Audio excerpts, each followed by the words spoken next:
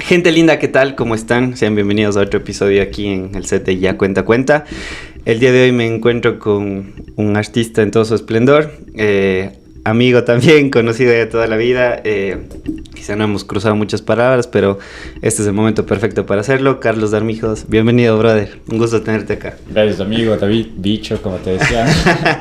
Gracias por invitarme a tu espacio, lindazo, loco, que estés haciendo esto y que nos des voz a la gente que estamos detrás también. Eso es interesante. Sí, justamente lo que acabas de decir me hizo acuerdo a Josh Paredes, que ella está acostumbrada siempre a hacer entrevistas, pero creo que estar también del otro lado te da una nueva versión a ti mismo y como que tienes otra faceta. ¿Alguna vez has estado o es tu primera vez aquí? Tengo el honor de que sea la primera vez sí, esta. Es la primera vez. Me siento nervioso, ahora sé cómo se deben de sentir los invitados.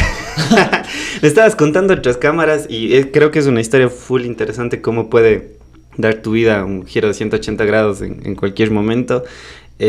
¿Cómo fue encontrar esta pasión por el arte del cine, de la fotografía? Me decías que si hubieras acabado el colegio en el técnico, capaz si serías un ingeniero. Entonces, ¿cómo fue encontrarte con esta experiencia del arte? Sí, mi mamá era chistoso porque siempre me preguntaba de chiquito qué quería hacer. Creo que esa pregunta nos hacen a todos así. Y yo respondía, quiero ser ingeniero en sistemas. O sea, qué sueño más de choleña. Y luego fui al técnico con esa mentalidad. Okay. Ya estuve hasta primero de bachillerato y escogí la especialidad de ingeniería en sistemas. Pero no me terminaba de agradar del todo. Sentía como que era muy creativo como para algo que sea muy numérico, muy rígido, muy estático para mi gusto ya. Y claro, siempre fui como que estudioso, pero no disciplinado. Y pierdo el año por disciplina, me mandan al benigno malo. Y eso fue como que el ligero cambio, el mejor cambio que pude haber tenido, por lo que te dije. Porque el primer deber que me mandan en el benigno malo, yo así como, odio este colegio, no me gusta nada, porque estoy aquí, debo quedarme en el técnico. Y me mandan este deber de escoge una de las 7 artes en la que te desenvuelvas mejor y que quieras expresar algo de tu mundo cotidiano. Y yo como era un ermitaño, no quería hacer panas, dije, bueno, voy a escoger cine porque voy a hacer un video yo solo, voy a grabar mi cámara, voy a hacer mi guión y hago un video. Que a mi percepción era como más desahogarme de lo que estaba sintiendo ese rato. Okay. Hago video, les gusta a los alumnos, les gusta a los profes, quieren exponerlo en la semana del estudiante. Y dije, bueno, ya expongámoslo. Y porque no estaba tan convencido de que estaba bien o mal, así no me gustaba tanto de todos modos. Y luego el público se quedó así como, wow, qué loco, debería subirlo a YouTube. Y así como, ¿será? ¿Y de qué fue tu video? Era, o sea, ahora ya echándole la mirada, ya después de haber hecho muchas otras cosas, tampoco me gusta. Claro. Sí, siento que como primeros inicios fue súper bueno, pero era como motivacional ya. Era como si leyeras un libro de Carlos Cuauhtémoc Sánchez, pero en video. Ah, ok, ya. Pero funcionaba, era como que yo cacho que era un aliento que me estaba dando a mí mismo de lo que me gustaría que me dijeran, ya de sigue, no te rindas, ese tipo de cosas. Bueno, subo el video a YouTube y detona en redes como 500,000 de visitas, así. Había entre comentarios buenos y comentarios malos, y eso llamó la atención de los productores que justo vinieron a hacer Vengo Volviendo ya hace 7 años. Y ya digo, gracias a, claro, primero a que haya perdido el año, segundo a que me hayan mandado este deber, tercero a haber escogido cine. O sea, todo esto fue una serendipia para ti, porque al final sí. no esperabas ni siquiera la acogida que tuvo. Tú simplemente estabas haciendo un deber para el colegio y ya está. Pero o sea, ¿tenías noción de esto, o sea, del arte o algo? ¿Ya tenías como que un gusto por la fotografía, por el video o algo? Yo creo que más que la foto siempre me ha gustado contar historias. Desde niño era como que yo veía, yo que sé, una peli de Superman, y eso me cuenta mi mamá porque yo también no tenía tantos recuerdos lúcidos de eso, y que veía la peli de Superman, llegaba a mi casa, cogía un cómic y yo dibujaba el cómic, pero le cambiaba el final. Ya no me gustaba, debía haber sido así para hacer otra historia, y dibujaba otra historia. Me encantaba dibujar, de chico quería ser o dibujante o escritor, porque me gustaba dibujar historias, pero también contar historias. Luego ya más grande en el colegio conocí la fotografía, más grande en el benigno, también en el técnico tuve como que clases teatrales, y al final con el cine me di cuenta de que era la suma de todas esas cosas. Los storyboards del cómic, el guión de la literatura, la fotografía y la actuación del teatro era como el arte completo, y me quedé así como, wow, creo que esto es lo mío. Pero más que tener una pasión estética, me gusta contar historias. Y eso creo que quiero reflejarlo en mi trabajo también. Pero es interesante esto porque, de una u otra manera, o sea, como tenías ya estos plus, y yo digo, estos cositos de Batman, o sea, full herramientas para hacer algo artístico. Sin embargo, como que tú, no sé si en un plano psicológico podemos llamarle como el super yo, y tienes que seguir una carrera por poco que te debe comer, que es a la final lo que te venden. Si te hubieses quedado en el técnico, o sea, ¿tú estás seguro de que quizá no te hubieses inclinado por la rama artística y fue necesario este cambio? Sí, o sea, yo creo que esta frase que dice que todo lo que haces con pasión ya no es un trabajo. Yo creo que si es que, como no me gustaba de plano lo técnico, lo informático, tal vez me hubiera quedado ahí atendiendo un cyber, sin desmerecer a la gente que trabaja en eso. Claro, sí. Acá vuelta aún así tenga, yo que sé, al inicio un trabajo al año, era como que ese trabajo me iba a esforzar full bien para que salga de la mejor manera y que represente mis talentos y mis capacidades, porque al final sí creo que nací con un pan bajo el brazo que era el talento estético ya, que se nutrió con todos los conocimientos y todos los profes que tuve y las oportunidades que se me dieron, pero sí creo que tenía un cuadernito chiquito que escribía historias desde que tengo 13 años y leo esas historias y digo, wow, así como qué loco, hasta ahora me sorprendo desde la inocencia que contaba cosas, pero también de las ganas de relatarla. De hacerlo, claro. Sí, sí, sí. Y como tú dijiste, quizá las primeras veces, o sea, yo siento que las primeras veces siempre tú las ves en retrospectiva y dices, qué feo que estuvo, o sea, pero con el pasar del tiempo vas puliendo ciertas cosas ya en el área incluso profesional, ya vas como que estructurando más a la parte de la habilidad, ya lo vuelves más técnico y eso también es un plus para ya desenvolverte ya y haber tenido quizá las oportunidades que tuviste de trabajar y de hecho eso te quería preguntar. Esta película de Vengo Volviendo, ¿cómo fue tu experiencia ya? O sea, ya un primer contacto fue a través del video que hiciste, ¿no?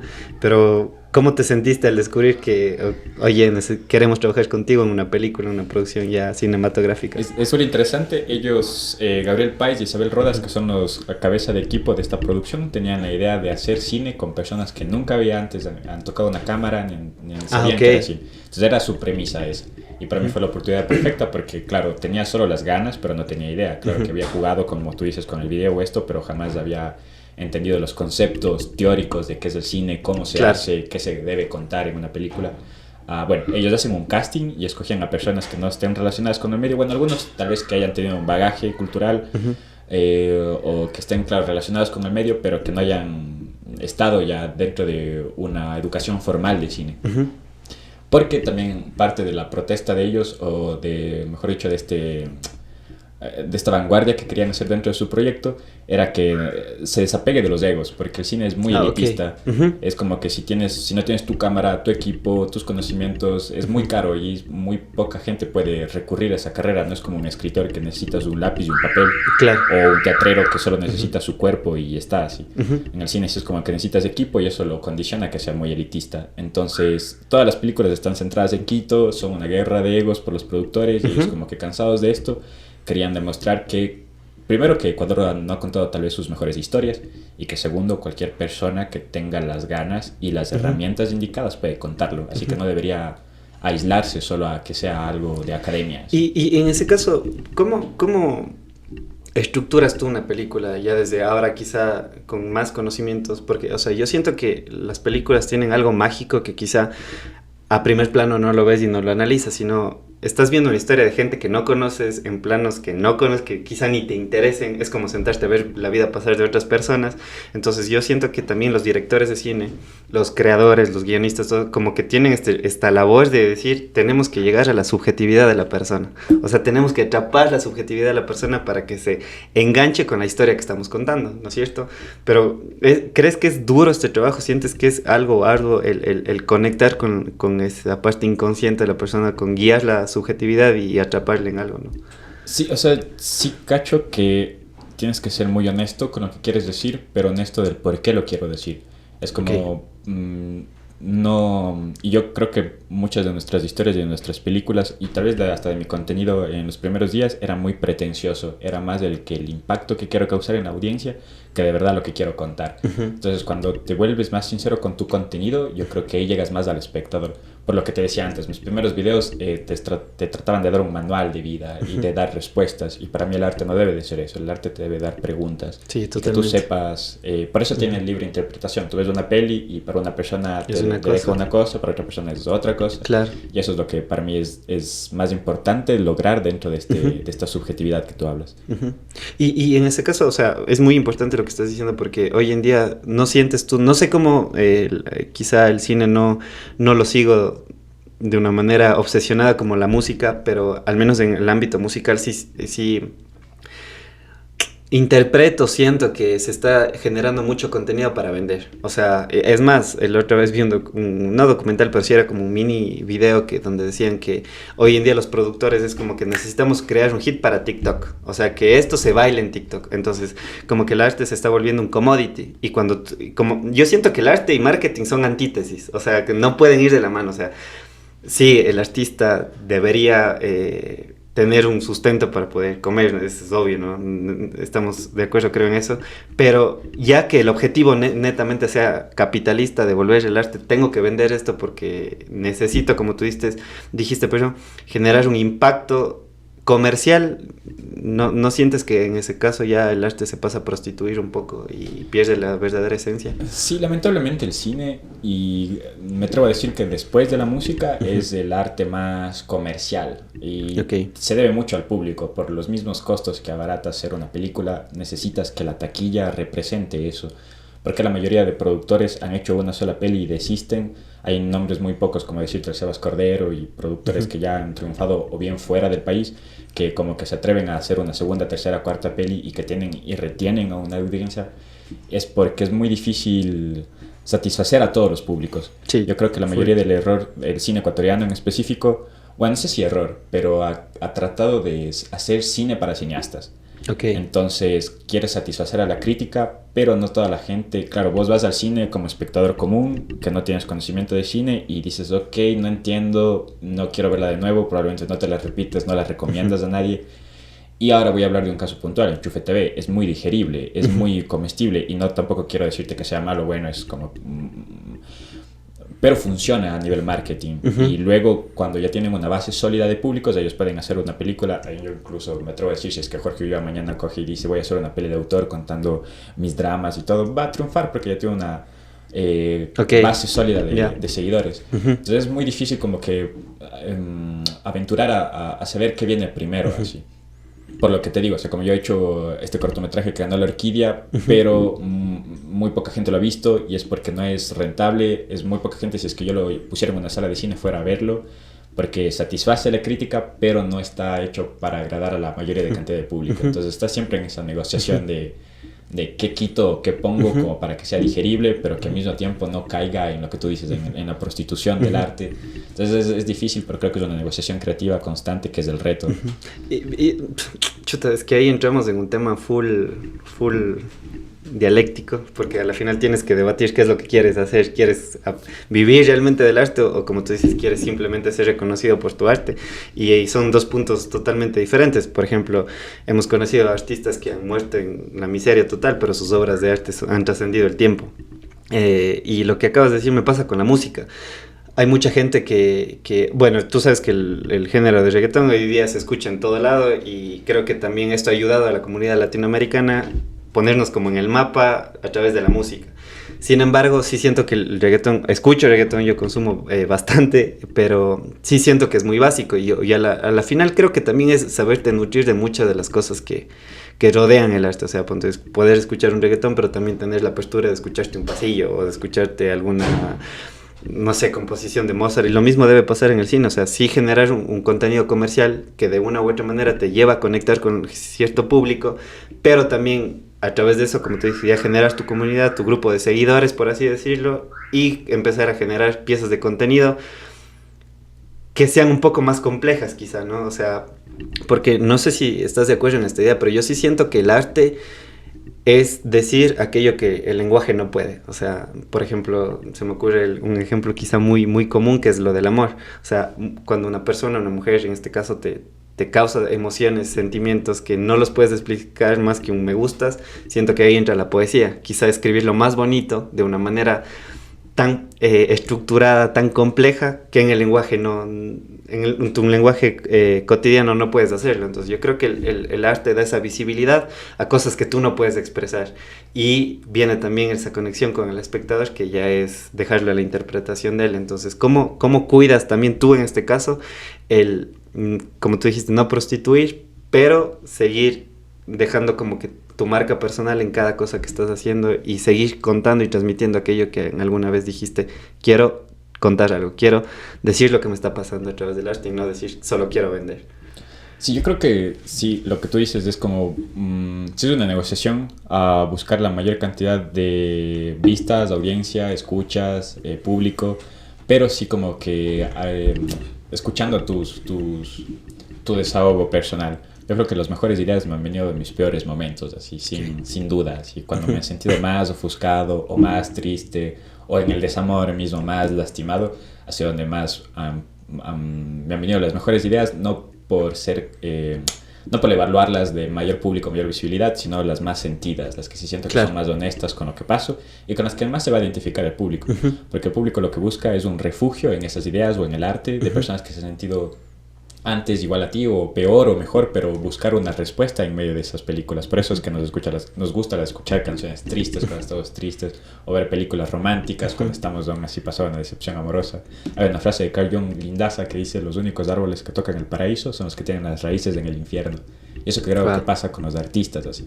Los artistas que han sufrido probablemente las peores decepciones, las peores luchas, las peores pérdidas, los peores lutos, son los que más, los que mejores componente, sustancia hay en el discurso, ¿no? Como Medardo Ángel Silva también, que era así un enamoradizo y que se suicidó por amor, pero que tiene los mejores poemas. Entonces, así como, si es una dicotomía que probablemente te deja sin corazón y sin alma, pero con mejores obras.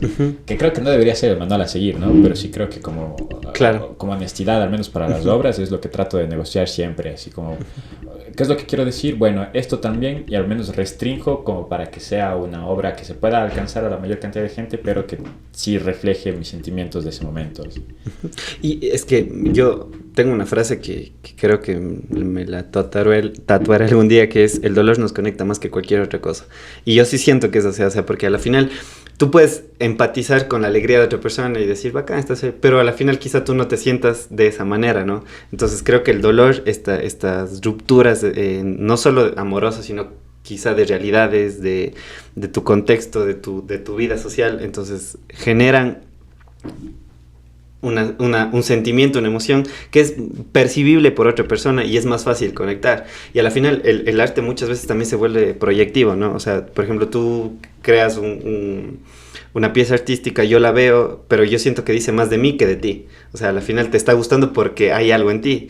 Y quizá te choque porque quizá hay algo en ti que está reflejado también en esa obra. Entonces hay una transversalidad entre el arte y el observador de alguna manera. O cuando escuchas una canción y dices, eso se escribió así como si hubiera sabido mi historia. Exactamente. Es una peli y dices, se inspiraron en mi vida para hacer el guión. Justo, hablábamos con Pame, hay un artista que me gusta mucho, se llama Nampa Básico, es un rapero colombiano, y hay una letra que salió, una canción que salió hace unos 3-4 meses atrás, que fue a escuchar, le dije, hijo, gracias, o sea, como que sentí que estaba hablando de mí. Y entonces ahí es donde digo que se vuelve proyectivo, y al final creo que ese es el rol del artista también, ¿no? O sea, llegar a conectar con la subjetividad de las personas para decir, no sé, o sea, porque yo tuve esa idea de alguna manera, pero viene un artista y te dice, yo la compuse. Y creo que eso también, como digo, es el rol del artista, o sea, poner en palabras o poner de una manera más sublime, más sensible, metafórica muchas veces, lo que tú no lo puedes decir, porque lo que acabas de decir hace un rato de los poemas, a mí me gusta mucho escribir poesía y de hecho sé que es algo masoquista, pero muchas veces como que yo mismo me llevo a estados depresivos o a nostálgicos para sentir eso, y paradójicamente incluso me acuerdo de una línea que escribí alguna vez que decía como: me gusta desarmar mi alma para a través de la poesía rearmarla, o algo así, ¿me explico? Y es como que sí, me reconstruyo otra vez, pero decía Leo Espinosa, ¿a qué costo también, no? Porque es como que pasar etapas dolorosas de tu vida como para llegar a crear algo sublime, pero sí tiene un costo también, no sé si sigues. Sí, últimamente, interiorizándome aquí, creo que sí he estado así como pensando constantemente en que a veces cuando estoy así como que muy feliz y muy estable, y ya tengo la novia que quiero y el trabajo que quiero y el proyecto que quiero, me saboteo de nuevo así porque estoy acostumbrado a hacer las cosas desde cero, así. No creo que sea el caso, ¿no? Pero hablo de... A veces sí siento que me pongo en la pata trasera, así, para tener como que más sentimiento en las obras, porque sí siento que cuando estoy así como que en plenitud, las obras sí carecen como que de esta sustancia, de este discurso que hace que sea identificable. A menos, pero y eso es lo que también deberíamos tener cuidado, a idealizar las cosas desde las películas, porque al menos sí me pasa como de niño, veía una película de amor, o claro, lo que típico anhelas es obtener una pareja como Felices para Siempre, como las películas de Disney, sí. Pero más que nada hablando de la imagen, yo siempre, últimamente he estado pensando que hay una disruptiva entre las imágenes que vemos y las imágenes que tenemos, así como que soy muy visual, siempre me acuerdo de mis recuerdos como si fueran planos de cine. Entonces yo me imagino, me recuerdo el primer beso con mi novia y me imagino como si fuera un plano general, los dos así como de perfil, la puesta de sol, y es como no fue así, pero probablemente, ¿qué vino primero? O sea, es como que mi recuerdo o una peli que vi, y siento que estamos muy condicionados a tratar de replicar las emociones que vimos en una película o en una canción o en una obra de arte, y es así como que probablemente está bien, ¿no? Porque los sentimientos de ese artista para que hayan hecho ese momento probablemente sí fueron legítimos, pero los nuestros es como que sí trato de distanciar, de perseguir esos sentimientos clichés, al menos claro, para distanciarlo del contenido, así. Es que ahí viene la trampa de las nostalgias, o sea, es esta idea que nos venden o nos han vendido que todo pasado siempre fue mejor, y quizá de hecho hace un tiempo estaba escribiendo algo sobre la nostalgia porque me fui 2 semanas a Zamora. Bueno, eso es una historia que la contaré en alguna ocasión, por motivos de trabajo, pero al final me fui sin saber qué iba a hacer, y cuando llegué ahí me topé con la realidad, fue no quiero hacer esto. Entonces en esos momentos de soledad comencé a sentir esa añoranza de volver a casa, y empecé a escribir, y llegó una parte donde dije me siento nostálgico, algo así. Entonces comencé a averiguar qué es la nostalgia realmente, o sea, y de hecho es esa añoranza de volver a casa, que se lo estudió, bueno, en soldados de guerra, que eran expatriados y todo eso.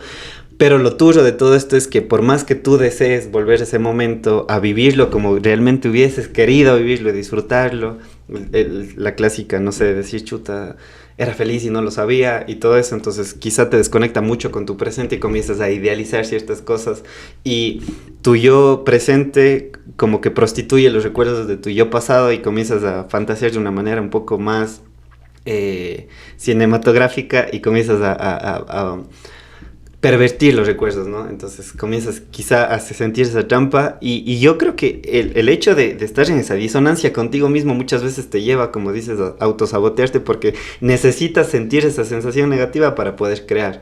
Pero ahora, ¿qué tan saludable crees que sea para ti eso? Porque y a mí yo lo que dices, yo me identifico muchísimo contigo. Ha habido momentos en los que, y de hecho alguien me dijo alguna vez, te gusta resolver problemas.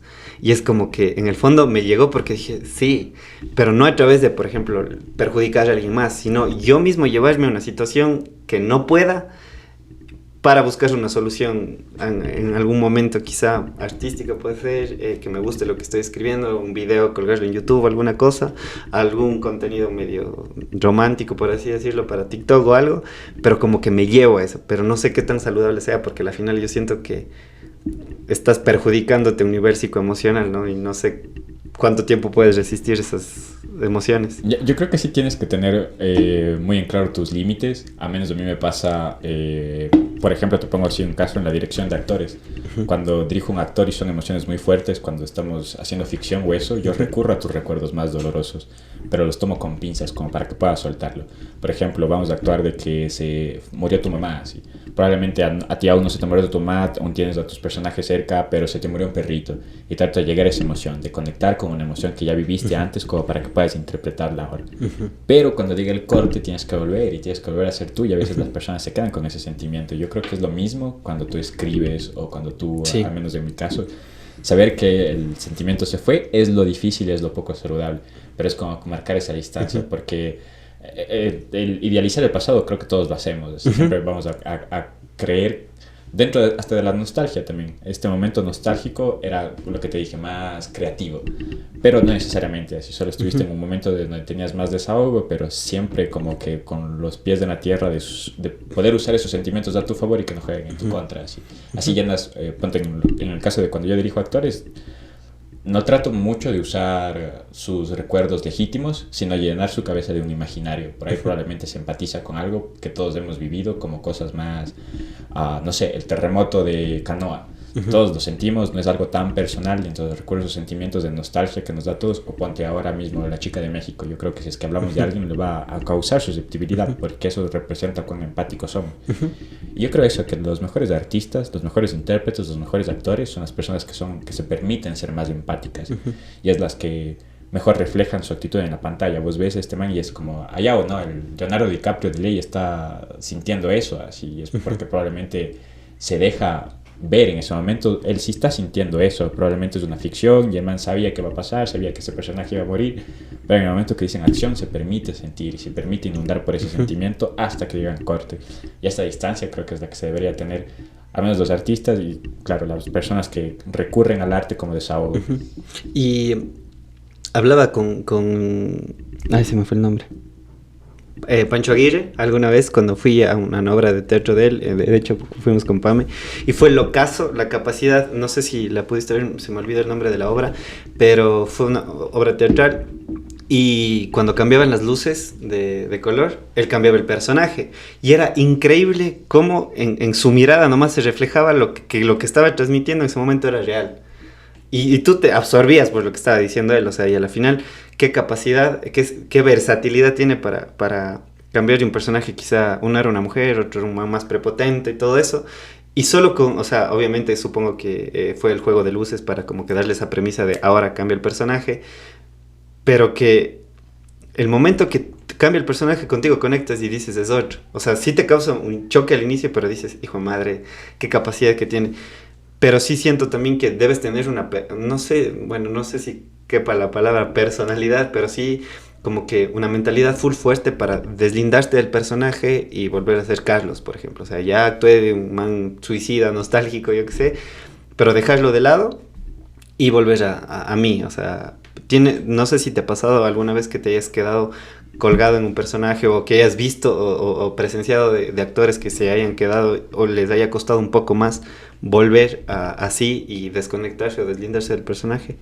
A mí en lo personal, o sea, he tenido un poco bagaje de actuación. Realmente lo único que he tenido ha sido como para saber dirigir mejor actores y ponerme en la piel del actor para saber cuáles son las premisas que van a llevar a las emociones indicadas. Pero los personajes que he interpretado nunca han sido como que un rol tan... un reto al momento de interpretar, entonces no me... Casi, al menos en contenidos de producciones, no hay como que el psicópata, el sociópata, el asesino, el sicario, que son emociones mucho más fuertes que sí tendrían mucho más tiempo de preparación. Al menos en el teatro, como tú dices, es mucho más pausible y tangible el momento porque pasa una hora, unas 2 horas de la obra y se acaba. Yo creo que en el cine, como a veces son rodajes mucho más extendidos que duran 3-4 meses, que tienes que mantener ese personaje, que yo digo corte, pero mañana vas a volver a ser el asesino y mañana vas a volver a ser el asesino y en una semana vas a volver a ser el asesino. Probablemente sí te quedan cosas, ¿no? Después de que ya se acaba el rodaje te quedas como una semana de secuela de aguanta, sí, porque estoy viviendo otra vida que claro que hay la distancia que la sabes, pero como te permites pensar desde la mente de un asesino, porque Carlos probablemente coge el celular así, pero en un momento hasta para improvisar mejor, el asesino coge el celular de otra forma. Entonces me permito que todo mi actuar, hasta el irracional, sea desde este personaje así. Entonces yo creo que sí he visto al menos procesos de personas que se involucran mucho más dentro de la actuación. Tengo mi amiga Carolina Lozada, que es una increíble actriz, que eres mi productora de estos... Es de un proyecto interesante que te cuento también, que se llamaba Escena Virtual, que justo en la pandemia todos los teatros cerraron, entonces no había la suficiente cavidad para las obras que se puedan interpretar en las salas de teatro comunes, pero la gente igual quería seguir viendo teatro, necesitábamos activar ese espacio, entonces adaptamos el teatro a formato digital, que no era lo más indicado porque el teatro necesita ser un arte viva y necesita el juego ya. Yo comparo una obra de teatro como un juego de niño. Un niño está sentado y te dice, bueno, ahora vamos a tomar el té y tú eres el señoroso. Y tú te crees que eres el señoroso. Todos saben que es un juego, pero te crees que es el señoroso. Entonces tú sabes que es el Pancho Aguirre con una bufanda acá, pero te crees que es la señora. Y el man también te invita al juego y tú entras en el juego. Claro. Y te crees que es una señora y te lo comes y te comes la historia y estás con una tensión ahí. Y llevar esto al audiovisual, donde necesitas un plano de detalle, en donde tengo que ser minucioso, en donde la gente está acostumbrada a ser muy expresionista, entonces el último man que está sentado en la banca ya tiene que saber que estoy triste con todo mi cuerpo. Y en el cine yo te tengo aquí en un primer plano Claro. en los ojos, que ya va a ser muy latente tu postura, tu sentimiento. Era como que un reto llevar eso, pero sí yo siento que también era como que mucha de esta personalidad de las personas, de los personajes de estas obras de teatro, sí era como que mucho más contenido, y la cámara como que sí les restringe más, que siento que son muy diferentes, porque en una obra de teatro los personajes como que son un poco más caricaturizados, si Claro. es que cabe un poco el término, vuelta en el cine, y porque somos más verosímiles,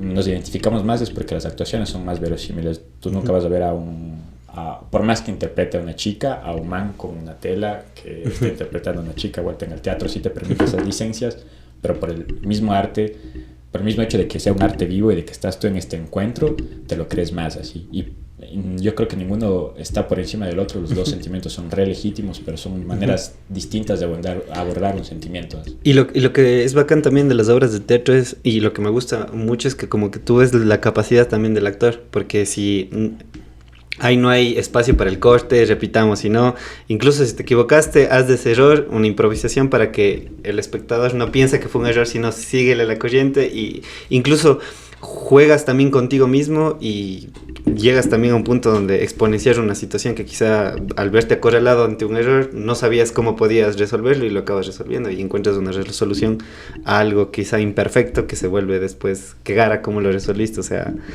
¿cómo se llama eso?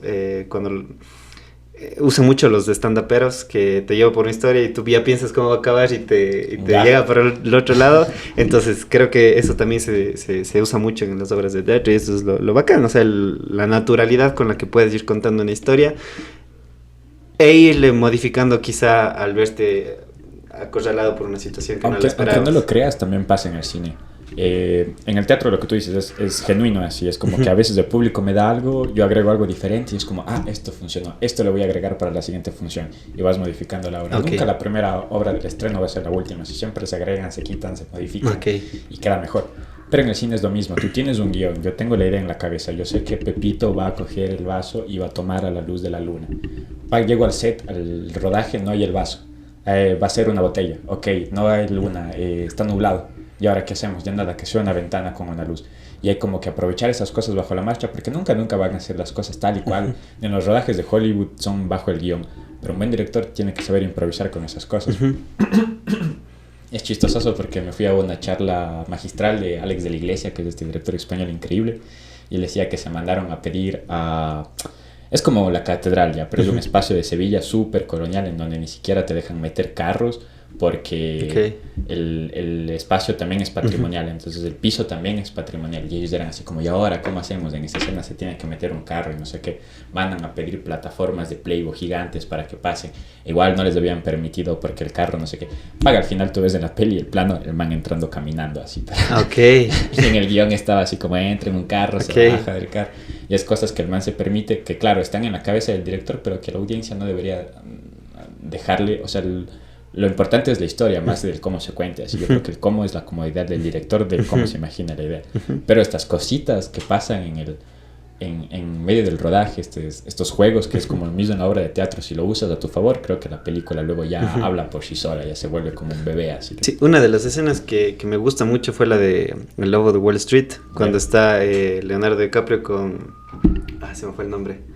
En la escena donde se están golpeando el pecho. Matthew McConaughey. Y es garota, porque al final tú viste la escena y dices, o sea, es una escena, ¿no? Pero cuando te cuentan que el man ha empezado a hacer eso y fue totalmente improvisado y al director le gustó, ahí es lo que tú dices, cómo cambia el cómo se cuenta, porque al final el cómo no es quizá tan trascendental, sino el qué vas a contar y qué resolución le vas a dar también para el espectador y resolver eso. Dijiste algo puntual también acerca del arte en un momento, que es contar algo, o sea, y me acordaba de Leo Espinosa, que él decía, no quiero ser artista, yo no quise ser músico, simplemente quise contar cosas, quise alzar la voz en aquellas situaciones que muchas veces no se visibilizan. Entonces, cualquier arte noble creo que tiene esa labor, esa finalidad, y muchas veces creo que también la obligación, ¿no? ¿Qué opinas de aquellos artistas, incluso tocaste ese tema, no recuerdo con quién, pero qué tan difícil es para ti ya quizá como un espectador y también como un artista, separar la creación del artista, o sea, qué tan importante es vincularse, por ejemplo, enteraste que Michael Jackson no se sabe, ¿no? O sea, por las teorías que ha violado niños y todo eso, pero la música de él se sigue escuchando, o sea, ¿crees que hay que ser drástico con la creación?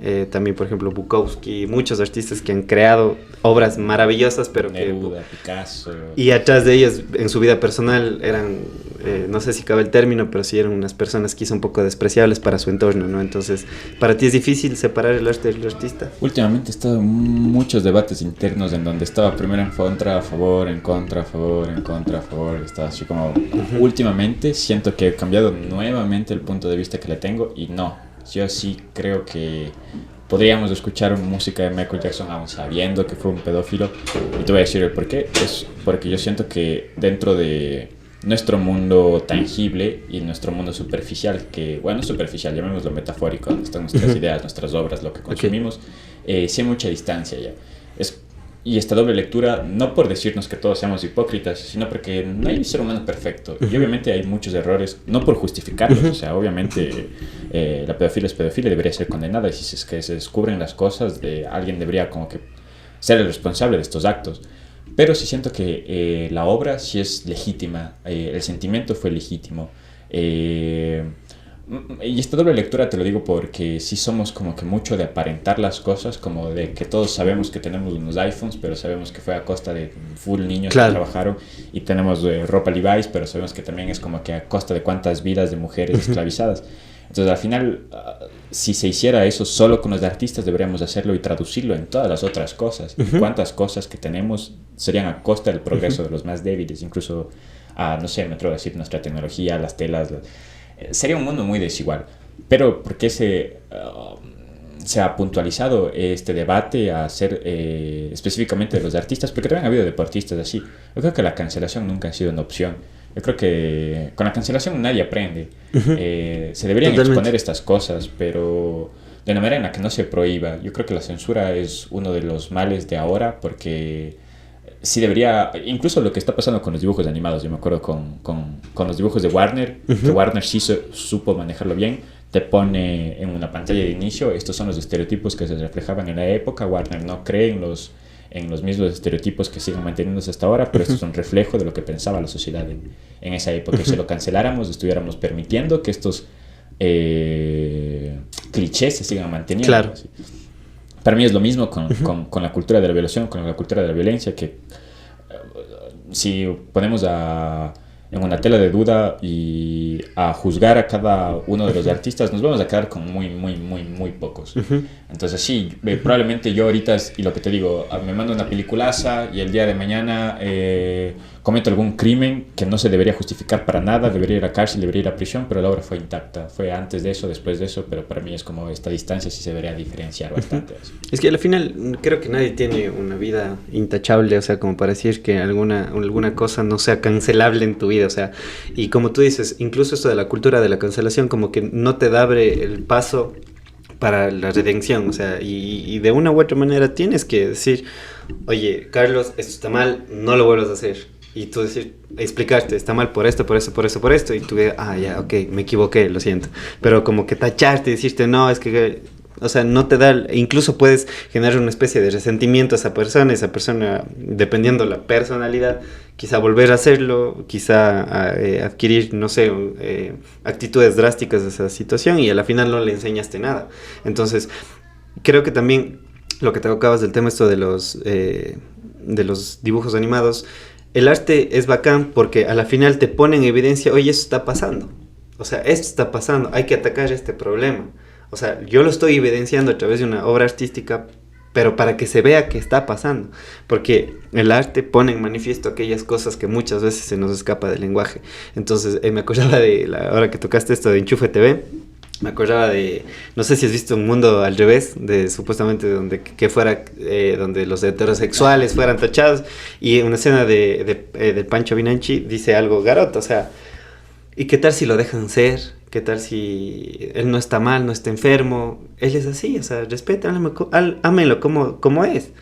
Y él en una entrevista dijo, o sea, lo que hace el arte, yo no pretendo ser gracioso, no pretendo hacerte reír, pretendo decirte, esto está pasando, tú verás con lo que haces con eso. Y es como que sí, en serio, o sea, el arte tiene, creo que es el deber del arte, ¿no? O sea, transmitirte las realidades sociales y evidenciar esas problemáticas que muchas veces la pasamos por altos. Hay una frase de, no me acuerdo quién, que decía, la sociedad va a llegar a su fin porque escuchamos más a los políticos que a los poetas. Y es totalmente cierto, o sea, porque a la final creo que el artista es más crudo en decir las cosas, quizá de una manera más maquillada, pero a la final te está diciendo, ¿no? Entonces, llegar también a criticar a una persona por lo que hizo es como lo que pasó con Maradona. Estaba viendo la serie de él, de hecho, y según la serie le tachan que es una persona totalmente despreciable, que se la creyó del endiosamiento que le dieron, pero eso no quita que haya sido uno de los mejores jugadores de todos los tiempos, o sea, del fútbol. Entonces, como que tener esa capacidad de discernir también creo que es llegar a una madurez y decir, pucha, es genial lo que hace, castigo las obras detrás de su vida personal. Exacto, o sea, me gusta su canción, me tomara una foto con él, probablemente no, pero voy a seguir escuchando su canción. Voy a seguir viendo sus goles, probablemente no es que voy a irme a la tumba de Maradona a tomar una foto, pero voy a seguir viendo sus mejores 10 goles en YouTube. Exactamente, justo.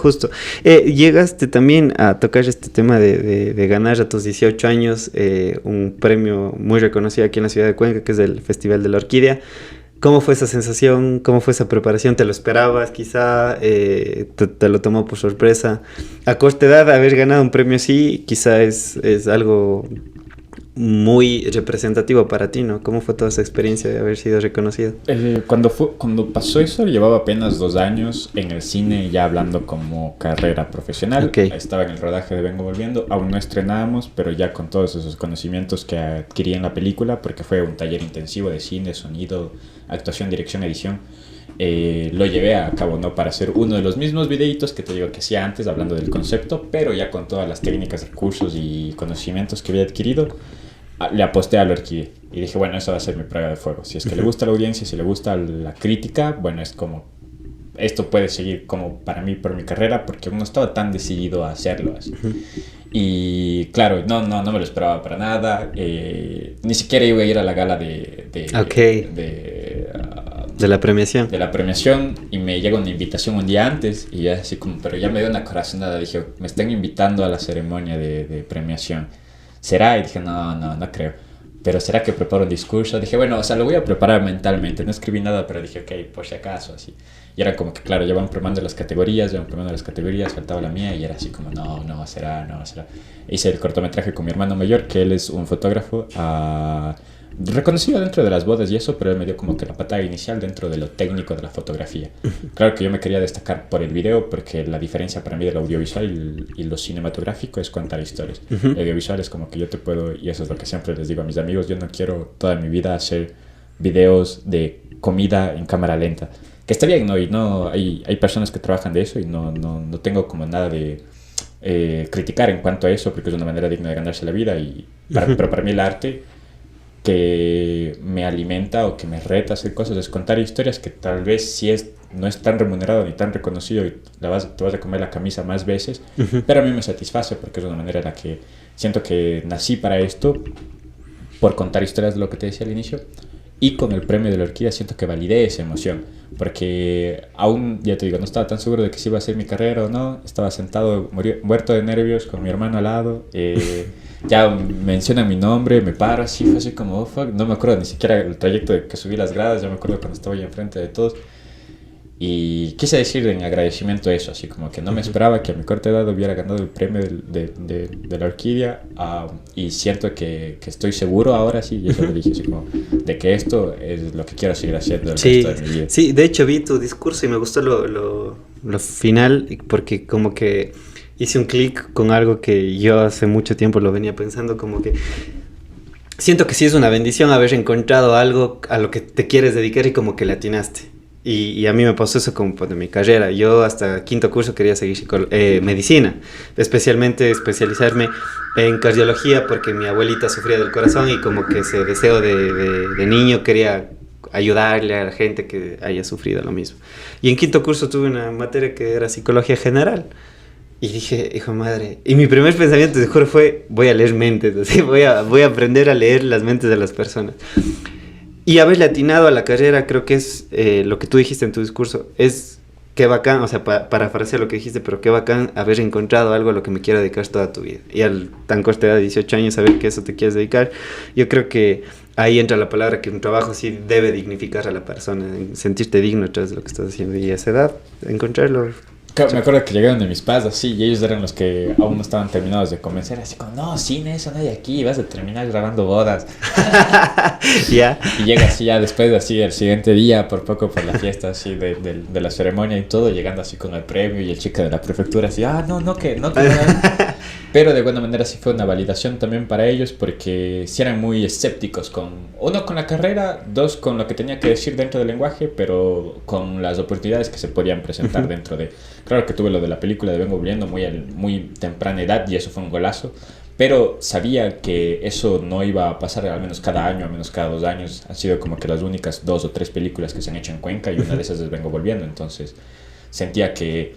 Y siento que ahora debo ser un pionero en eso, siento de que debo de construir una producción audiovisual digna de que llame la atención de los ojos de Cuenca. En buena hora, ahora está Mora en tiempos de likes, próxima a estrenarse de los compas quiteños, pero sí siento que como que la ¿Participaste tú ahí en esa operación? No, estuve... Casi participo, tenía proyectos cruzados, luego ellos también contrataron a alguien más, iba a ser el área de script, pero...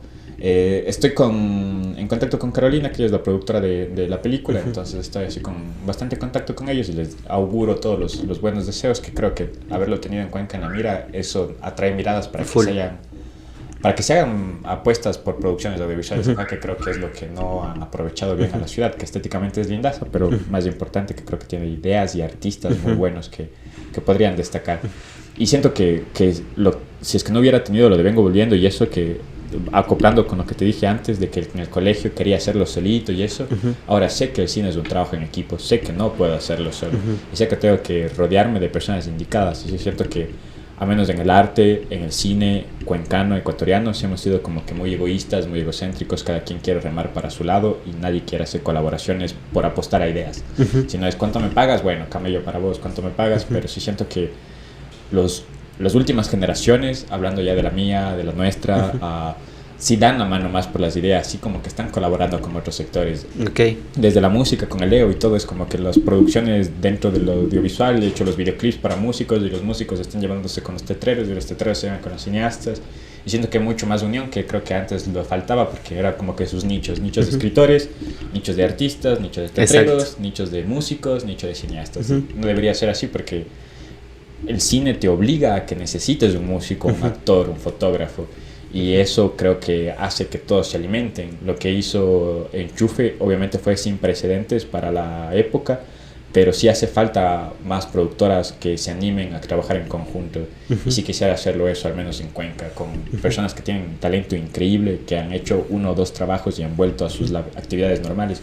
El mismo crew con el que trabajé de Vengo Volviendo son unos artistas increíbles, eran personas que se dedicaban a la agricultura, a oficios que no tenían nada que ver con el cine. Fueron increíbles cineastas, camarógrafos, iluminadores, setistas. Pasó la peli y al no encontrar las oportunidades suficientes, porque el cine es una carrera de apuesta, volvieron a sus actividades cotidianas. Es lo que quisiera que no pase, quisiera volverles a dar como una oportunidad más como para hacer equipo. Y ando, te suelto aquí en la premisa, en la producción de una serie web, que aún no voy a decir el nombre. Okay. Pero... en exclusiva. Aquí. Pero ando, claro, otra vez juntando todo ese equipo que es muy bueno en calidad humana, en calidad técnica. Entonces sí como que quisiera otra vez darle ese impulso a la producción audiovisual desde Cuenca. Lo que tú dijiste es que lo importante ahí creo que es, por ejemplo, los nichos acaparan a la gente que, como tú dijiste, músicos, poetas, pero estas colaboraciones te permiten incluso que Carlos Armijo sea conocido en el mundo de la música porque hace esto, entonces incluso puedes llegar a hacer producciones musicales para otra gente y esas producciones musicales le ponen la mira a los músicos en otro lado y al final creo que, como tú dices, o sea, trabajar en conjunto te pone en el mapa de mucha gente y empezamos a valorar incluso más a nuestra ciudad, porque yo siento que Cuenca, como tú dices, estéticamente para mí es hermoso Cuenca, o sea, hay muchas ciudades preciosísimas en el Ecuador, pero Cuenca es Cuenca, o sea, para mí no cambio Cuenca por nada. Al menos en el país, no he conocido otros países, otras ciudades en el mundo, pero Cuenca es hermosa. Y siento que la calidad de personas que hay aquí en ámbitos artísticos, por ejemplo, el podcast de Rodad Film, la gente que hace, mucha gente que quizá, yo he visto ciertos programas que hiciste, uno hiciste con un señor que era, que hacía cerámica. Eduardo Segovia. Exactamente, entonces es gente que quizá no tiene números en redes sociales, pero tú hablas con esa persona, es una persona totalmente inspiradora, bueno en lo que hace, entonces poner en la mira, en el mapa a esas personas es muy importante. A mí me pasó con Ibrahim Rodríguez, no sé si le calas a él es columnista del diario El Mercurio, si no estoy mal. Tú ves las redes sociales y hoy en día lamentablemente nos dejamos llevar por los números y cuántos seguidores tienes y todo eso. Y cuando yo empecé el podcast fui con la premisa, a mí no me interesan los números de seguidores, no me interesa quién te sigue, sino que la calidad de conversación sea algo nutritivo. Entonces me lo recomendaron, vi su trabajo, leía full filosofía, le invité. Carlos, fue una de las conversaciones más épicas que haya tenido con él. Y tiene 20 años, tiene como 300 seguidores en redes sociales, pero es invaluable lo que me dejó él hablar de filosofía, del arte, de la política.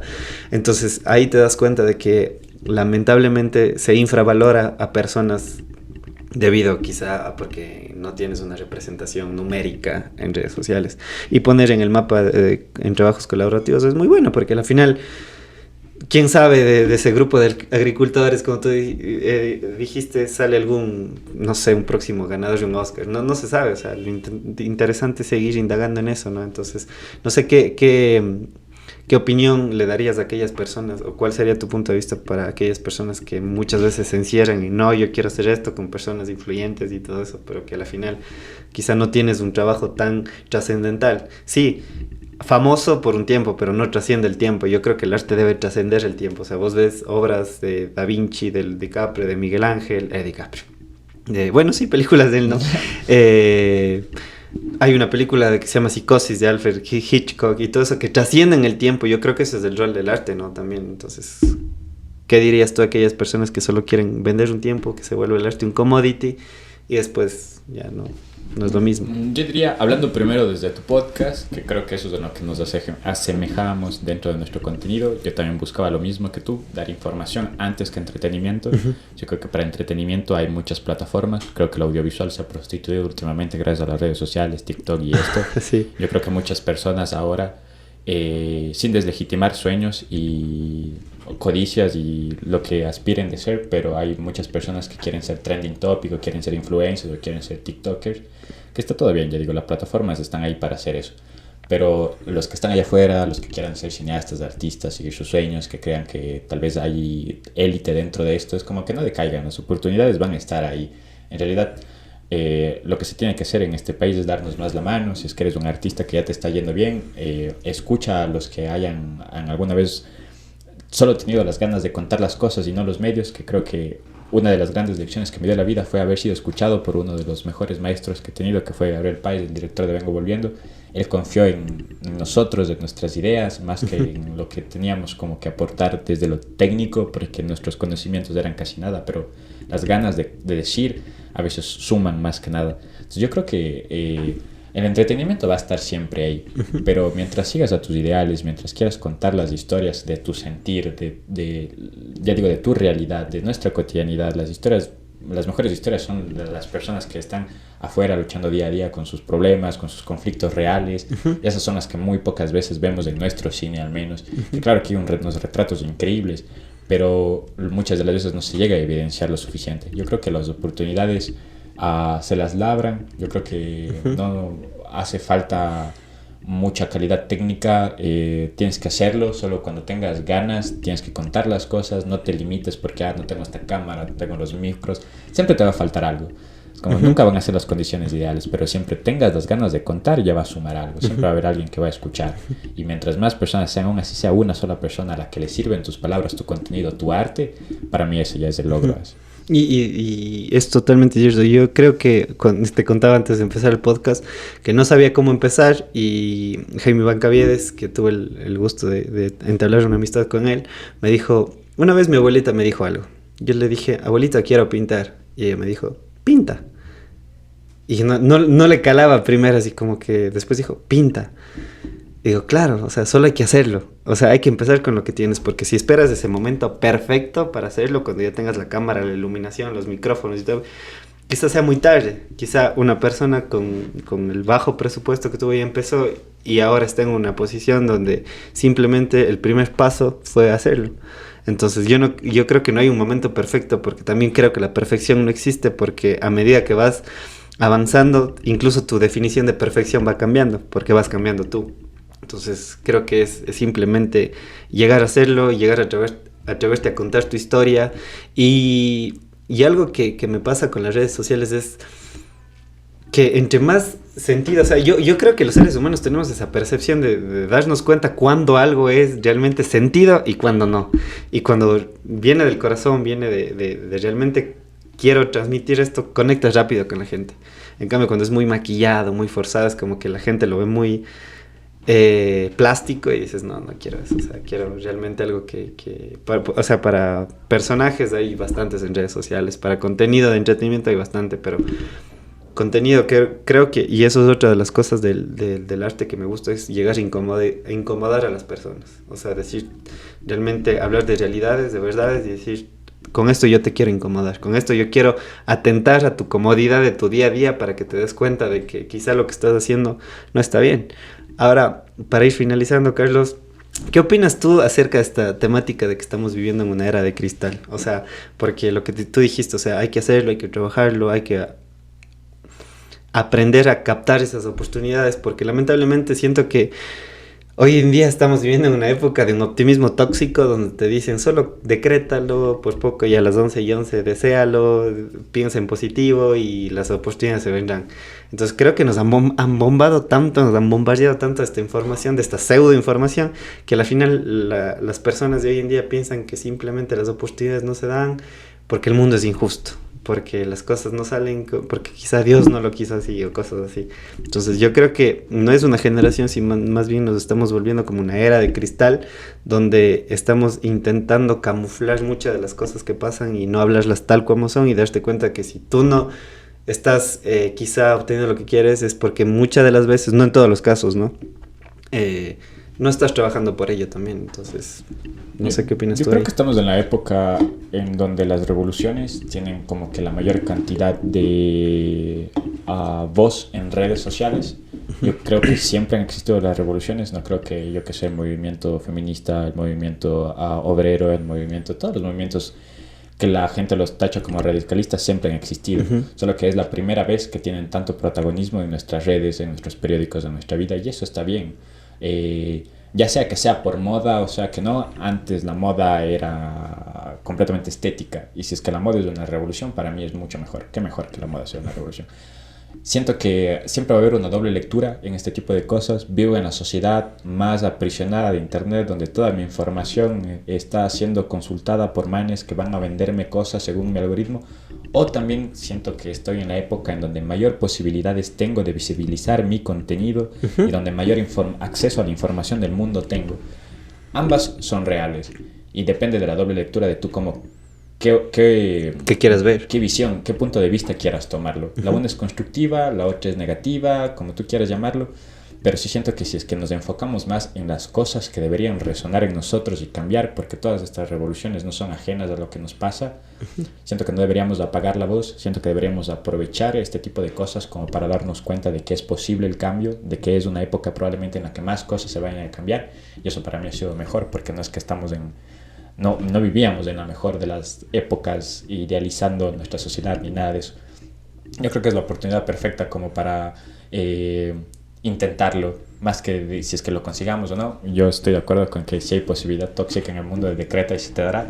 Yo creo que sí hay mucho perseverancia y lucha y acción más que nada dentro de de nosotros para lograr esas cosas.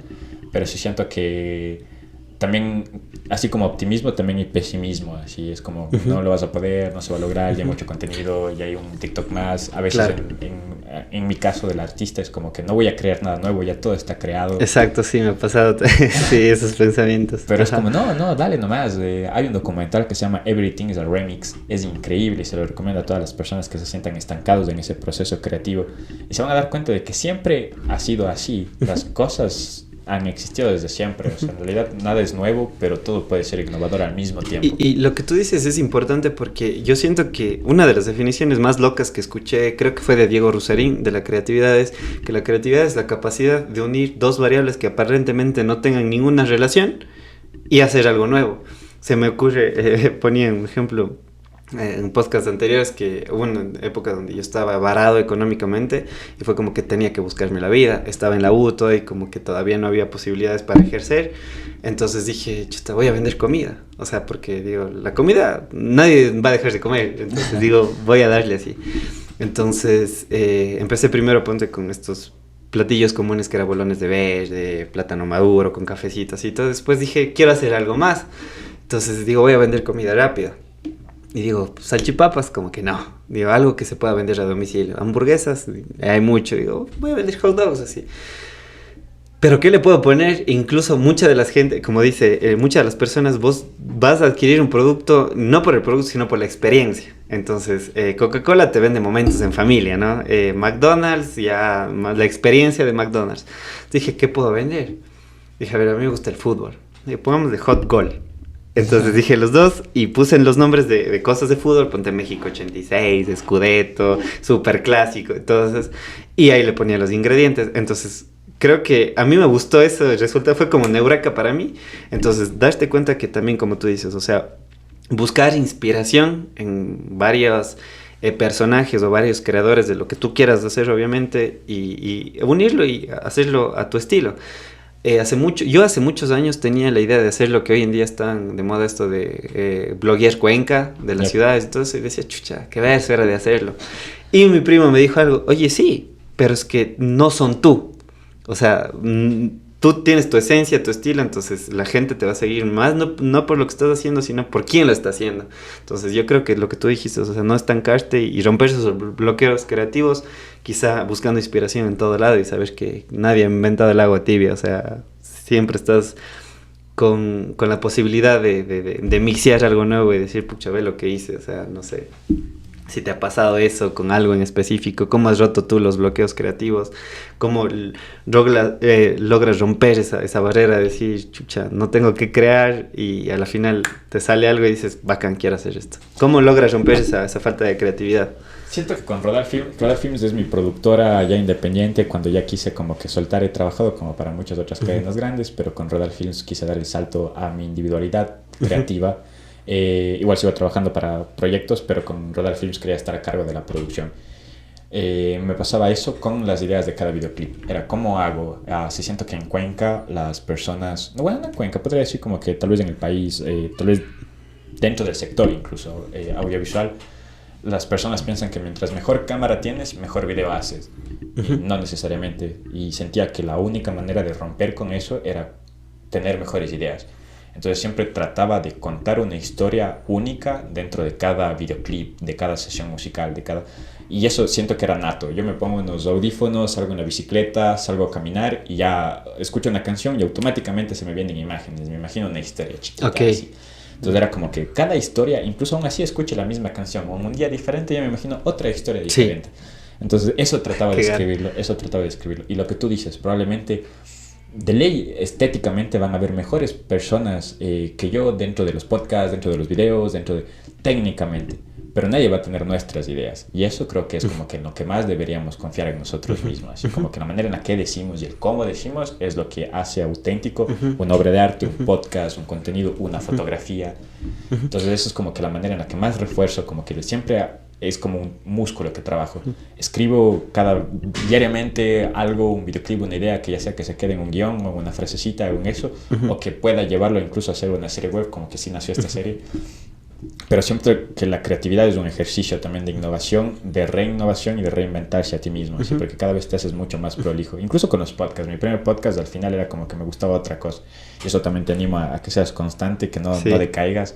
Que siento que me gusta mucho lo que dices, me gusta mucho tu punto de vista de cómo abordas las cosas y eso es mucho importante. Así. He visto muchos podcasts en Cuenca y es como que eres una de las primeras personas que siento que se va por otro punto de vista diferente del preguntar lo que no se ve, que es justo lo de la pantalla. La mayoría de gente se me hubiera cuestionado desde las cosas estéticas, pero sí siento que vas dentro del trasfondo y eso es como que la valía que rescato de tus podcasts. Muchas gracias, Carlos. De verdad.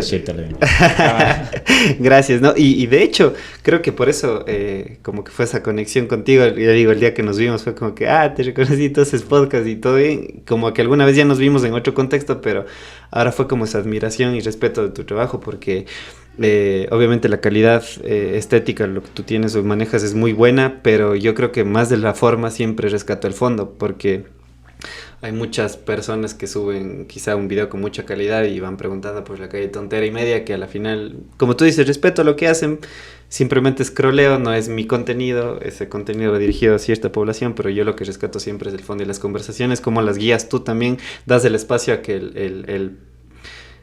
el invitado sea la pieza fundamental de tu programa, o sea, que él exponga sus ideas y sus pensamientos, obviamente, pero no te dejas de lado tú también, porque yo creo que si es tu espacio, no es como que quieres ser el protagonista, pero sí hacer conocer también tus ideas a través de ese espacio. Claro, tu punto de vista. Exactamente.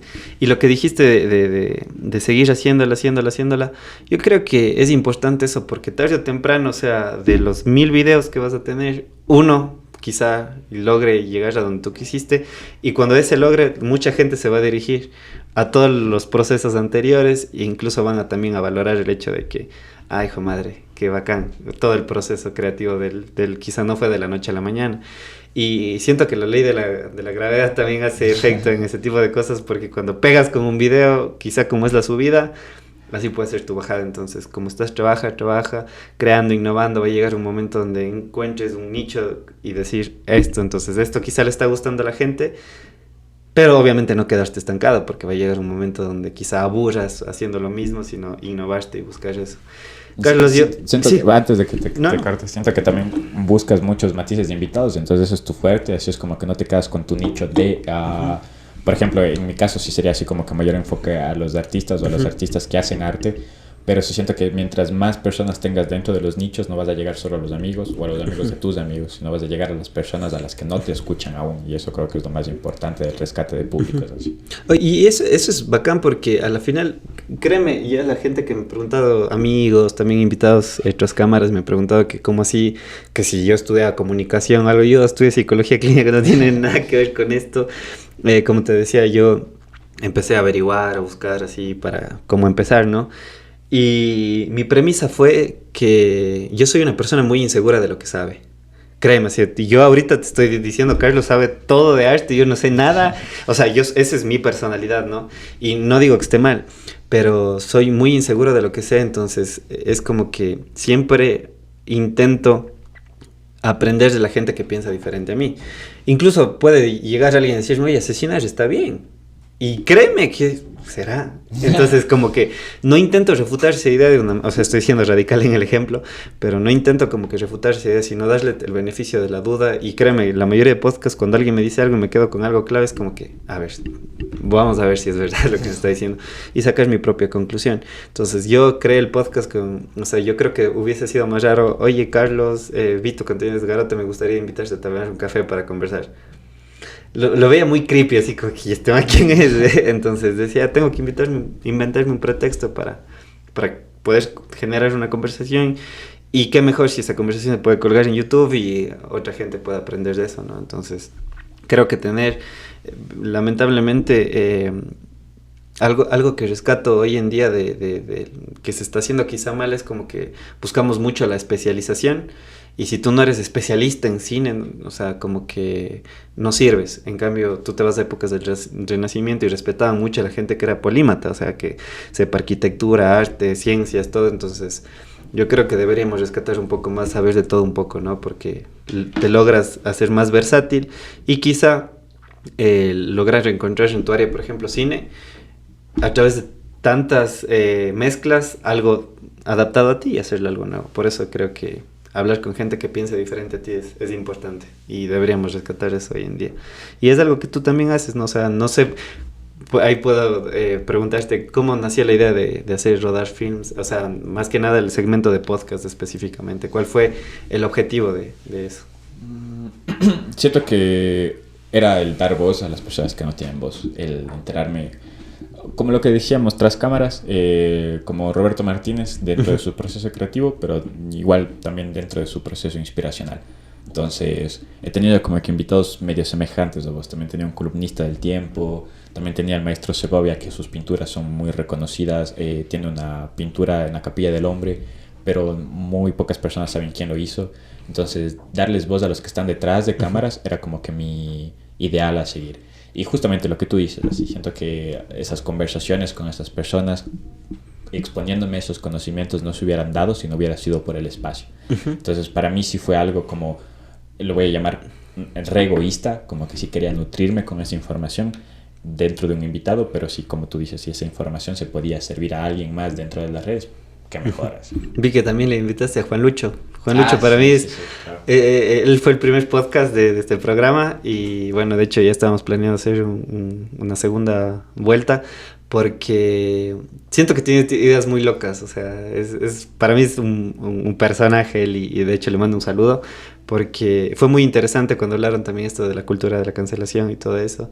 Y es interesante saber la contraparte, como tú dijiste, esa doble lectura. Quizá tú piensas una cosa, Juan Lucho otra, Carlos Ceballos otra, Mariana Muy otra. Entonces como que nutrirte de eso te ayuda a seguir formando tu personalidad a través del tiempo. Porque creo que como en el cine, si el mundo es un escenario, la personalidad no es más que un disfraz, ¿no? Entonces vas modificándote a través del tiempo también de mucha gente.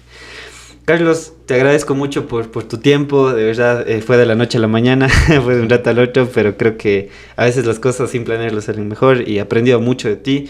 Espero que este proyecto de la serie, que ya dio la premisa aquí, vamos a verlo a futuro y que te vaya excelente en este proyecto. Algo, si quieres decir algo a la gente que nos ve, que nos escucha. No, nada, en todo caso agradecerle a Davicho para el espacio. Gracias, loco, y te deseo muchos augurios en tu podcast, que sigas así, que sigas con tus invitados, tus temas. En todo caso, me gustó full lo que dijiste de que nunca se deja de aprender, en otras palabras, y eso es como que lo que voy a aprender de vos también, ¿no? Darme esa oportunidad de dudar de mis conocimientos. Entonces, no, gracias, y en todo caso a la gente que le siga su contenido, que le voy a tener también de invitado cuando reinaugure el podcast otra vez, entonces que lo sigan también cuando la entreviste. Gracias, encantado, desde ya, idos. Nada, a la gente que no ha escuchado quizá los podcasts de Rodar Films de Carlos, vayan, visiten, tiene temas demasiado interesantes, con invitados top, así que en algún momento quizá tenga la oportunidad también de invitarles aquí. Y nada, suscríbanse al canal de él, sí, cómo te pueden seguir en las redes sociales, tanto en el de Rodar Films como el de Carlos. En Instagram y en Facebook estoy como rodar.films y también en Instagram y en Facebook como carlos.armijos.gómez. Listo, bueno Carlos, muchas gracias nuevamente a la gente que nos vio, que nos escuchó y que se quedaron hasta este momento, muchas gracias y nada, nos vemos la próxima, chao.